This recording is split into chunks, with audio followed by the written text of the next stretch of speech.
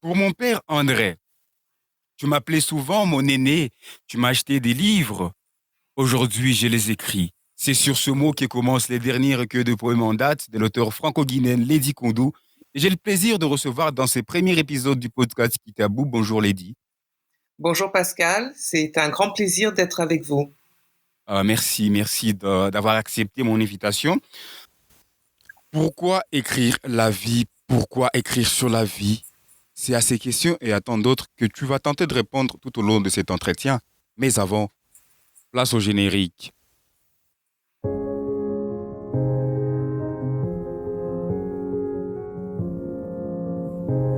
Bonjour à tous, c'est Pascal Achouza et c'est un énorme plaisir d'être avec vous aujourd'hui pour ce nouvel épisode de Kitabou, le podcast littéraire qui vous plonge dans l'univers du livre et de la création littéraire.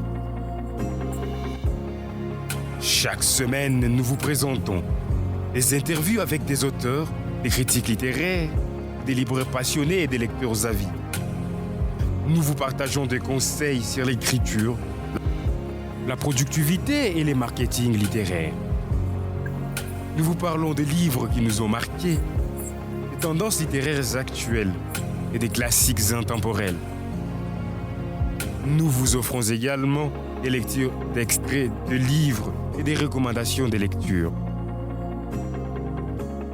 Car nous croyons que la littérature peut changer nos vies, nous faire voyager dans les temps et dans l'espace et nous aider à comprendre le monde qui nous entoure.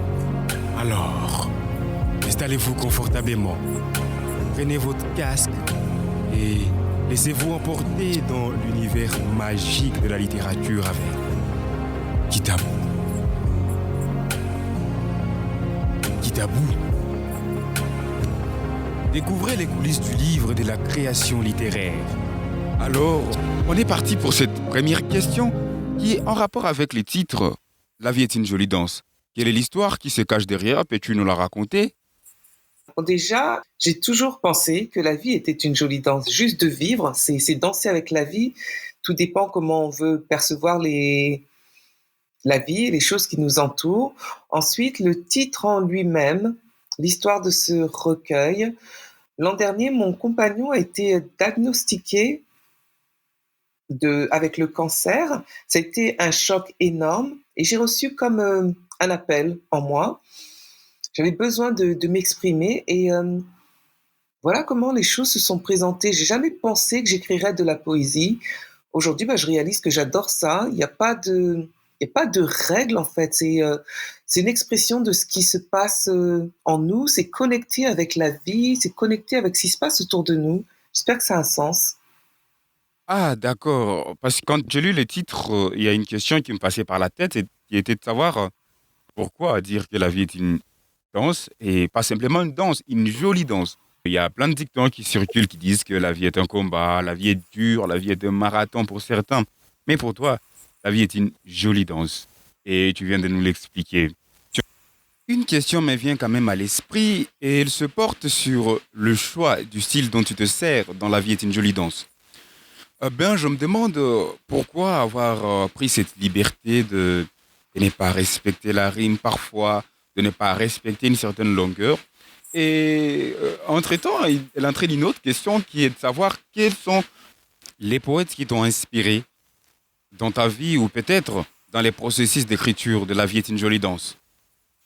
Très bien. Donc le style, comme c'est tout nouveau, je dirais que ce serait plus des vers libres, jouer avec les mots, chanter les mots, pleurer avec les mots. C'est comme ça que je conçois la poésie. Et puis, poète préféré, je dirais Victor Hugo. Je me souviens que d'un seul de ses poèmes, c'est un poème qu'il a écrit pour sa fille. Demain à l'aube, je partirai. Ça s'arrête là. C'est c'est les deux vers, je dirais, qui me viennent en tête. Et pourquoi Victor Hugo? Déjà parce que c'était un écrivain passionné, engagé pour, euh, pour l'homme, pour l'être humain. Et je me souviens quand j'avais lu les Contemplations, j'étais très très jeune, j'ai pas tout compris, mais aujourd'hui les Contemplations ont un sens parce que c'était un regard sur sa propre vie, sur son propre combat en tant qu'être humain. Et je pense que si je devais reconnecter avec lui, je voudrais redécouvrir à nouveau les contemplations en tant qu'adulte. Heureusement, c'est possible de le faire. En tout cas, on peut dire que nous avons un point commun parce que Victor Hugo est aussi de loin mon préféré. Et oui, tu parles de ces poèmes-là. Moi, je me souviens, oui, je crois, dans Contemplation, il y a une phrase que j'adore où il dit, oh, je ne me souviens plus même du poème, mais il dit que le mot qu'on les sache était naître vivant et que la main du songeur vibre et tremble en l'écrivant. Oui, je crois que c'était ça et j'ai beaucoup aimé les contemplations. J'aime aussi Victor Hugo, donc comme toi. Tu es, comme on l'a dit au début, tu es franco-guinéenne. Je me posais une question, est-ce que les faits d'être au carrefour entre la culture française et guinéenne, et bien sûr tu vis à Londres, j'imagine que c'est une troisième culture, est-ce que cette situation au carrefour de plusieurs cultures a quelque part influencé ta poésie? Influencer ma poésie. Là, qu'est-ce que je pourrais dire à ça? J'ai eu la bonne fortune, j'ai encore la bonne fortune de grandir en France, d'avoir étudié tous ces grands écrivains, d'avoir étudié la culture française. Aujourd'hui, en tant que femme, j'ai 49 ans, je réalise qu'il faut vraiment que je rende aussi à mon pays la relation qu'il y a entre la France et l'Afrique. Bon, bien sûr, on connaît les colonies. Chacun a sa part de responsabilité. Et aujourd'hui, je me dis que il va falloir aussi que je rende à l'Afrique ce qu'on lui a pris, quelque part. Parce que toutes ces cultures qu'on a en France, la culture française, elle s'est aussi inspirée de l'Afrique. Et par rapport à la poésie, je connais pas du tout de poète africain.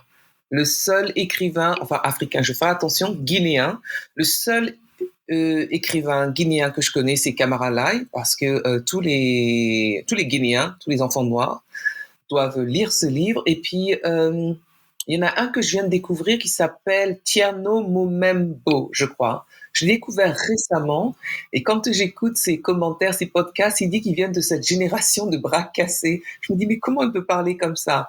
Alors, je ne sais pas si je réponds vraiment à la question, mais je suis africaine, guinéenne, je suis fière de l'être et il serait temps que je redécouvre ma culture. Très bien. Alors, une question en rapport avec La vie est une jolie danse. Là, on entre vraiment dans l'intérieur parce que jusque-là, on tournait tout autour du livre, mais là, on va vraiment entrer dans le livre. Je sais bien que, parce que écrivant aussi, hein, on a toujours dans une œuvre un texte, un passage particulier qui, personnellement, en tant qu'écrivain, nous touche. Pour toi, dans La vie est une jolie danse, quel est le poème que tu aimes le plus ou auquel tu es le plus attaché? Bah, ce serait le poème pour mon père, en fait, parce que c'est à lui que je dédie ce recueil de poèmes. Il est décédé en 2011 d'un cancer. C'était un choc, bien entendu. Il y a qu'avec le temps qu'on réalise comment les gens nous ont marqués. Bon, quand ça vient des parents, ça semble presque normal.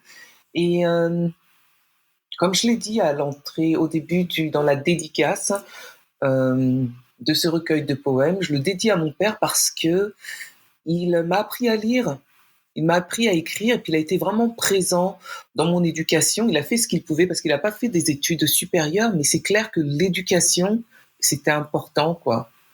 Oui, c'est correct ce que vous dites. Rien qu'avec la dédicace, on voit l'importance de ton père dans l'inspiration de ces recueils. Je crois même que le premier texte, le premier poème, lui est dédié. Oui, le premier poème, c'est pas celui pour mon père, mais je sais que c'était pour lui que je l'ai écrit. Comme je l'ai dit, mon compagnon a eu un cancer, donc il y avait déjà une connexion. Quand mon père a été diagnostiqué avec le cancer, je ne savais pas quoi dire, j'étais jeune.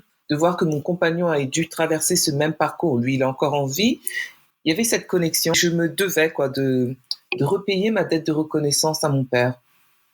Nous devons beaucoup à nos parents. Ils ont fait et ils continuent de faire de leur mieux parce que oui, à leur temps, ils n'ont pas eu l'occasion de faire des études, mais voir combien ils sont dévoués à faire étudier leurs enfants, je trouve que c'est magnifique cet amour qu'ils témoignent aux enfants. On passe à la question suivante qui est, je rentre un peu vers les titres, hein. La vie est une jolie danse. Je me demandais si tu aimais la musique ou tu aimais aussi danser. Et je me disais si c'est cette passion, il y a aussi une passion pour ce pratique-là. Et est-ce qu'ils ont influencé ton travail poétique? Bah déjà, on sait que les mots ont leur propre musicalité. Tout Ouais, ouais, dépend de comment on les utilise, comment on les conjugue, tout dépend du langage qu'on veut utiliser. Bien sûr que j'aime la musique. Déjà en tant qu'Africaine, la musique fait partie de notre culture, éducation. Quand on parle de l'Afrique ou même des Noirs, quoi, c'est la musique, c'est comment dire ça, notre essence. Et la musique en elle-même, bah, c'est l'essence de la vie, quoi. effectivement, Et la danse, bien sûr. oui. Ton recueil aborde une multitude de thèmes, de l'amour à la mort en passant par la souffrance, l'espérance, la reconnaissance. Tu les as tous agencés, les uns à travers les autres.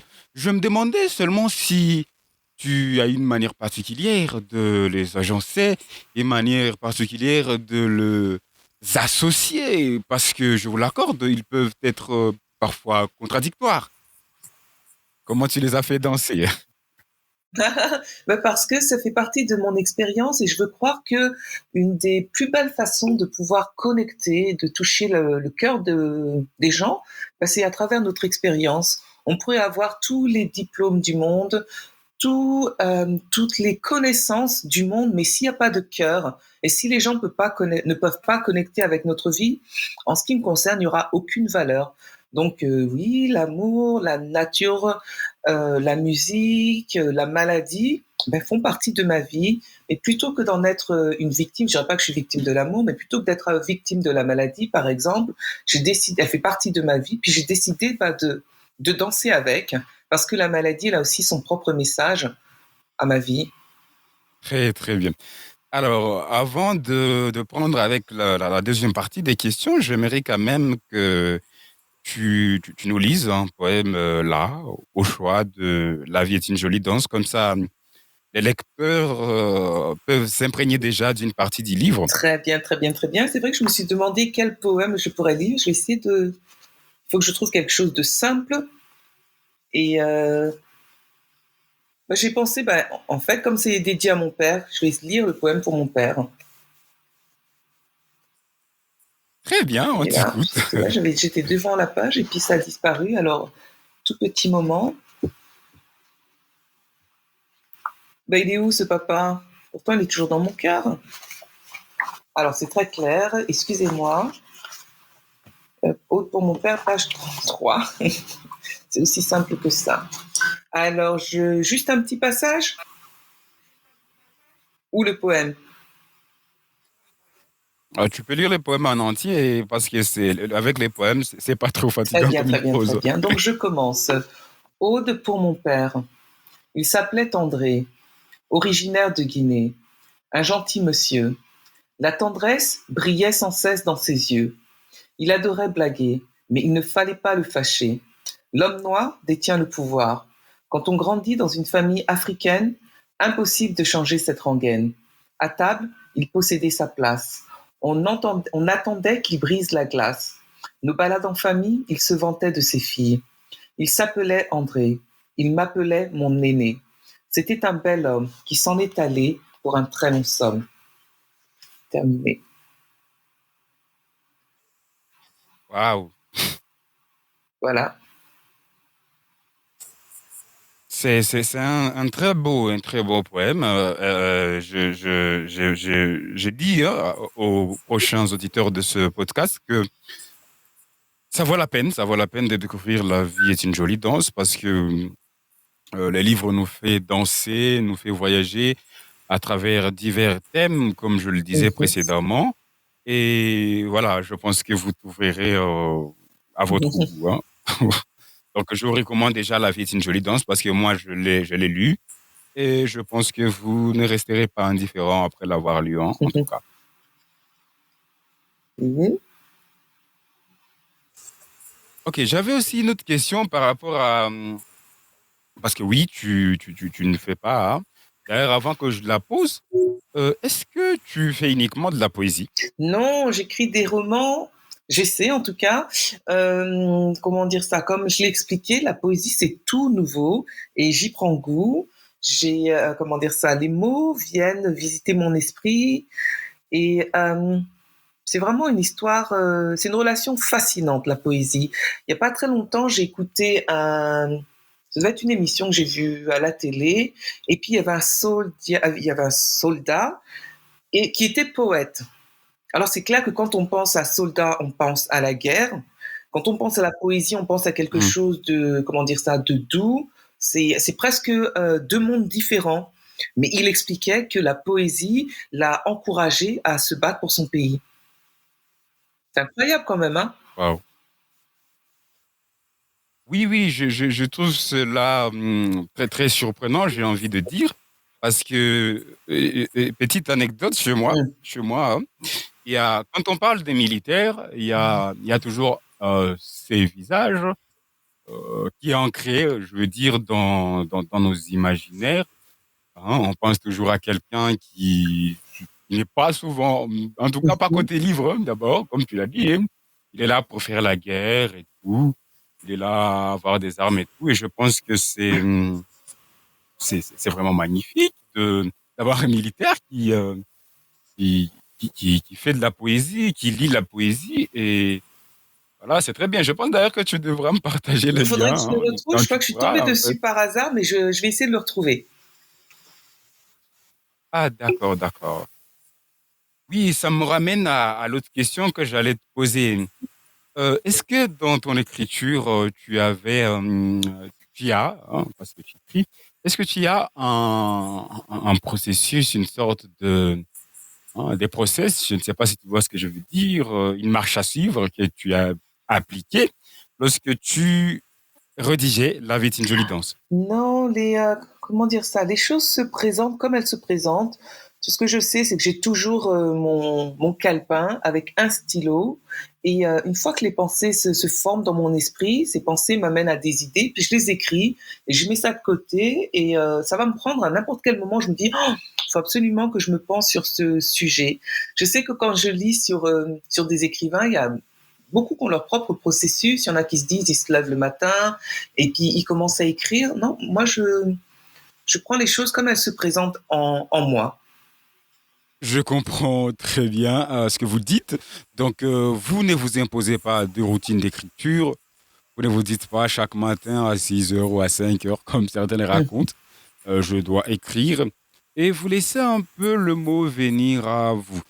Ça me rappelle d'ailleurs un sondage que j'ai organisé dans mon groupe Facebook sur les routines d'écriture. Je devais faire un article de blog dessus. Et certains, hein, en tout cas 70% de personnes qui ont répondu à un sondage, ont dit qu'elles préféraient, en tout cas, ne pas s'imposer de routine, elle préférait attendre que les mots viennent à elle.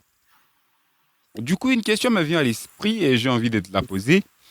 Qu'est-ce que tu penses de ces Mhm. problèmes, entre guillemets, de la poésie qui chute en popularité? Est-ce que tu crois qu'elle a un rôle dans nos sociétés, qu'elle joue un rôle quelque part, Oui. qu'elle devait être là, qu'elle devait exister près de nous?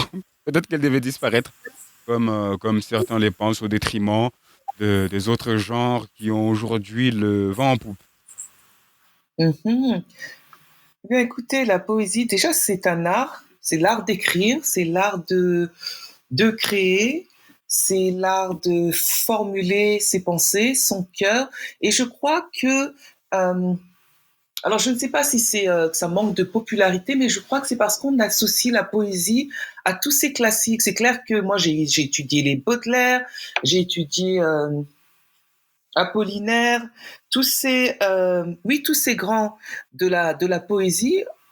Euh, Bah, j'avoue que c'était barbant, quoi. Et puis, c'est pas facile à lire. Et donc, il y a beaucoup de jeunes aujourd'hui, quand on parle de la poésie, ils s'imaginent que bah, c'est cette époque-là, alors qu'en fait, je pense pas qu'il y a des règles. Ok, très bien. Il y a ceux qui font de la poésie en rime, qui travaillent sur les alexandrins et tout ce qui va avec les méthodes de la poésie. Mais aujourd'hui, La société a changé et je suis contente de voir, comment dire ça, ou d'écouter des jeunes, j'ai pas de nom là en tête, mais quand on pense au rap, le rap c'est de la poésie en musique. Quand on pense à la slam, c'est de la poésie en musique et les textes sont magnifiques. Et ces personnes-là, en fait, ils racontent leur parcours. Oui, oui, oui, oui. Oui, je trouve que ouais, on ne peut pas s'en détacher, hein, parce qu'il y a certains écrivains qui disent que même la vie est quelque part une poésie. Absolument. Et voilà, on ne peut pas personnellement, moi, je ne peux pas m'en passer parce que c'est par là même que je commençais quand je me suis lancé à l'écriture. Mm. Peux-tu nous parler d'autres projets d'écriture que tu as avant ou après, hein, des projets que tu as déjà publiés, des projets peut-être en cours ou des projets à venir par rapport au livre? Ah, donc, les projets en cours, oui, j'ai commencé un nouveau livre. Ce serait plus un livre développemental. J'avoue que je parle plus très bien français, mais bon. Euh, le titre, c'est juste comme une idée. Ce serait le voyage autour de nos émotions. Donc, j'essaie Mhm. de révéler l'importance de nos émotions et surtout que chaque émotion a son aspect positif. Je suis bouddhiste, donc c'est basé sur l'esprit du bouddhisme. J'ai commencé il y a quelques mois et j'avoue que je suis un petit peu bloquée avec ça. Donc c'est là sur le côté, quand j'ai des pensées qui me viennent par rapport aux émotions, je les note et puis on verra avec le temps, quoi. Ça, c'est mon prochain projet. D'accord, tu nous informeras de l'avancement de ton projet.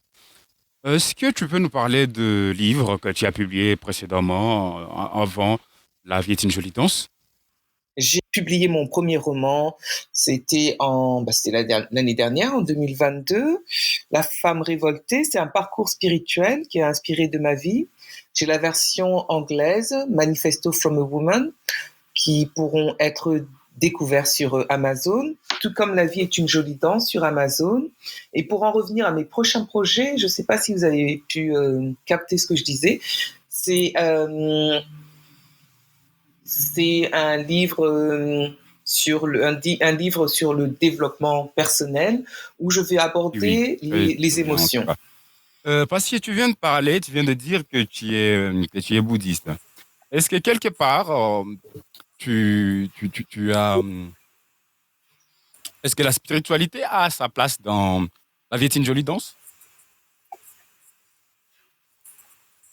Absolument, absolument. Bah, déjà parce que je pratique mon mantra tous les jours, Nam-myoho Renge-kyo. Ça, c'est le cœur du sutra du lotus. Je m'en inspire et bien sûr, ça inspire mon travail. Je veux croire que chaque être humain a un potentiel immense et que le respect de chacun commence avec le respect de soi. Si je ne suis pas capable de respecter ma propre vie, je ne pourrais pas vivre en harmonie et en paix avec les personnes autour de moi. Et quand j'écris, je veux qu'il y ait un message. J'aime les messages de moralité, des messages pour encourager. Bien sûr, quand il y a comment dire ça, quand il y a des choses qu'il faut dénoncer, mais encore une fois, c'est quelles sont les valeurs, c'est de créer des valeurs. Parce que si c'est pour nous comporter de la même façon que ces personnes qui commettent des choses odieuses, il n'y aura aucune valeur. Donc je m'inspire du bouddhisme pour écrire. Vous avez raison. Je trouve aussi que dans nos vies, la spiritualité mérite une bonne place parce qu'elle est vraiment, vraiment Mhm, importante et que pour moi, elle lui donne un sens, elle lui offre un sens. Et mhm. nous recourons à elle lorsque nous arrivons à un moment ou à un autre de notre vie. Nous nous retrouvons face à une situation que nous ne pouvons pas expliquer et que nous ne pouvons pas aussi comprendre ou faire comprendre aux autres, bien évidemment. Et c'est là qu'elle trouve sa place et toute sa beauté. Une autre question, est-ce que tu crois que tu écrirais dans un genre différent, un autre nouveau genre au-delà de ce que tu pratiques déjà? Absolument, mais je crois que tout, comment dire ça, d'autres genres, qui sait, on ne sait jamais. Je ne peux pas dire je n'écrirai jamais d'autres genres. J'essaie juste, je me sers de mes expériences de vie, tout simplement. Parce que comme j'ai essayé de le dire tout début du podcast, quoi, il n'y a qu'à travers les expériences qu'on peut toucher la vie des autres. Bien sûr. Merci en tout cas d'avoir été mon invité pour ce premier épisode du podcast Kitabou. C'était un agréable moment que nous avons passé à échanger autour de ton dernier recueil de poèmes. Je rappelle, La vie est une jolie danse, disponible sur Amazon KDP uniquement en version brochée. Très bien. En tout cas, Pascal, c'est moi qui vous remercie de m'avoir invité en premier sur votre podcast. Et puis, je vous souhaite tout le courage et puis tout le succès dont vous méritez. Si vous avez aimé cet épisode, n'hésitez pas à nous laisser un commentaire ou une note sur votre plateforme d'écoute préférée. Cela nous aide énormément à faire connaître les podcasts. En tout cas, merci d'avoir écouté Kitabou. Et à bientôt pour des nouvelles découvertes. Littéraires, bien sûr.